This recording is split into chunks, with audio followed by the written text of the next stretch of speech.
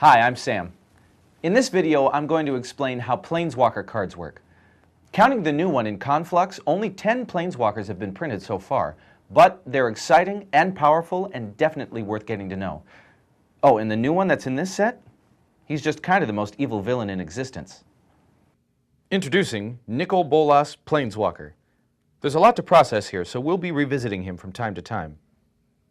Planeswalkers are powerful allies you can call on to fight on your side. The rules for playing a Planeswalker are the same as the rules for playing a creature or enchantment. You can do it only during your turn at the time you could play a sorcery. The spell can be countered.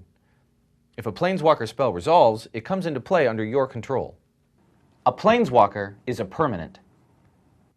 Planeswalkers aren't creatures. If a card says that it affects a creature, like Persuasion does, it won't affect a Planeswalker. But Planeswalkers are permanents. If a spell or ability says it affects a permanent, like Confiscate does, it can affect a Planeswalker.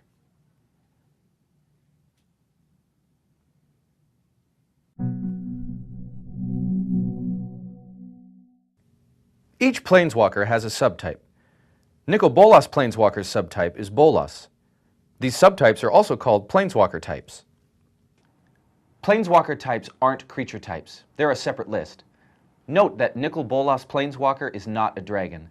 When Nicol Bolas ascended to be a Planeswalker, he went way beyond being a mere creature. He may have the body of a dragon, but he hasn't truly been a dragon for millennia.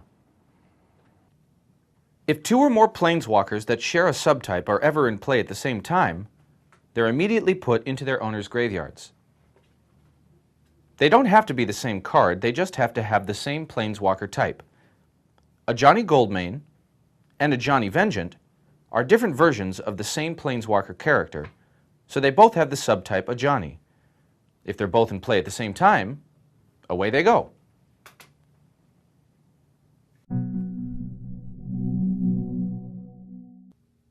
Loyalty is a characteristic only Planeswalkers have. Each Planeswalker has a loyalty number printed in the lower right corner of the card.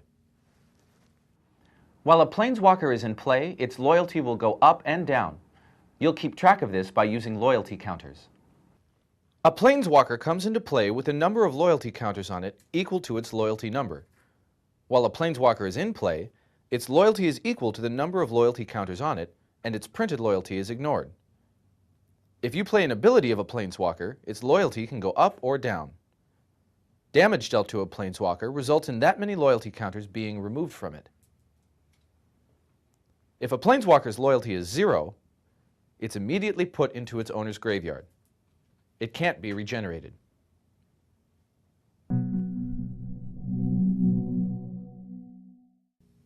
Each Planeswalker has a set of activated abilities. These abilities have restrictions that aren't spelled out on the card. In addition, their costs appear in a format you won't find on any other card. Let's look at the costs first. The cost to play a Planeswalker's ability is represented by an arrow with a number inside. Up arrows contain positive numbers.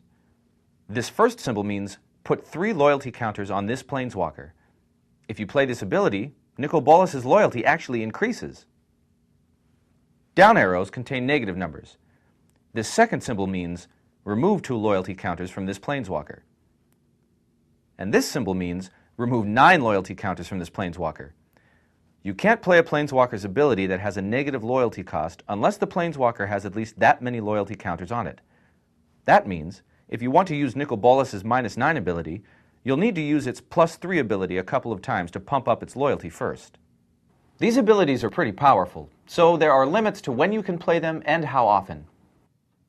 Unlike most activated abilities, you can't play these whenever you want. For example, you can't play one during combat. You can play an ability of a Planeswalker you control only during your turn at the time you could play a sorcery. You may play a Planeswalker's ability the turn it enters play.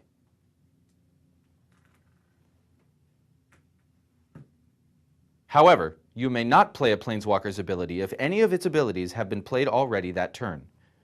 In other words, you're limited to 1 ability from each of your Planeswalkers each turn.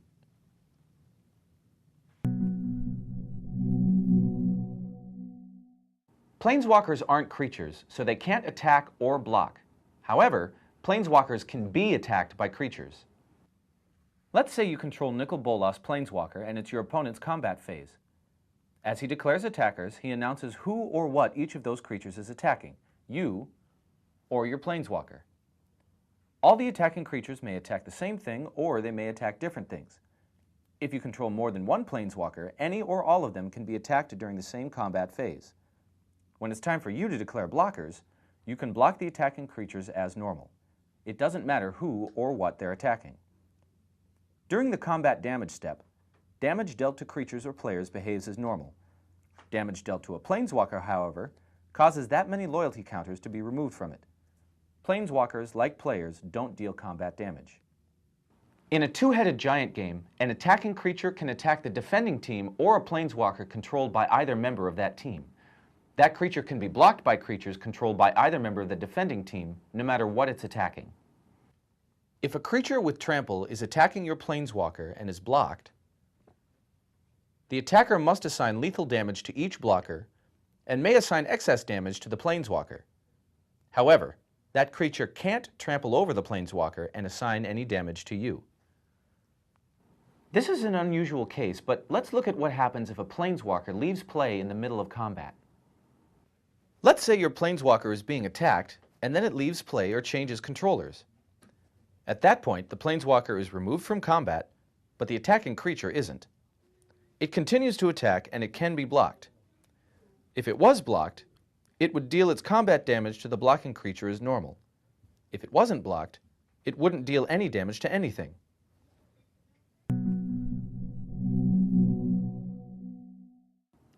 You've seen how creatures can deal combat damage to Planeswalkers. It turns out that non-combat damage can hurt them too. If a source you control would deal non-combat damage to an opponent, you may have that source deal that damage to a Planeswalker that opponent controls instead. Let's take Shock as an example. Shock can't target a Planeswalker because it has to target a creature or a player. However, if you target your opponent with Shock, then, as it resolves, you can choose to have it deal its 2 damage to your opponent's Nicol Bolas. If you do, 2 loyalty counters are removed from it. You can't split the damage between a player and a Planeswalker. In the Shock example, you either have to have Shock deal 2 damage to your opponent or 2 damage to his Planeswalker. You can't have it deal 1 damage to each. Dealing damage to a Planeswalker like this is a redirection effect, and it interacts with other prevention and redirection effects accordingly. Let's try that Shock again. This time, your opponent plays Bandage to prevent the next 1 damage that would be dealt to him. When Shock resolves, your opponent can apply Bandage's prevention effect first, reducing the Shock damage to 1 before you decide whether or not to deal that damage to his Planeswalker. Redirecting damage to a Planeswalker works only if you're dealing that damage to an opponent. If you wind up dealing damage to yourself, perhaps by playing a spell like Earthquake, you can't have your own Planeswalker take that bullet for you. They're not that loyal. One last thing. This kind of damage redirection can be used on damage dealt by creatures, such as Prodigal Pyromancer's Ping ability. It just can't be used on combat damage that your creature would deal to an opponent. If you want your creature to deal combat damage to a Planeswalker, you've got to attack it. And those are the ins and outs of Planeswalkers. It's a lot to grasp at once, but once you play with them, you'll get the hang of it quickly. These are powerful cards that do amazing things. Have fun with them.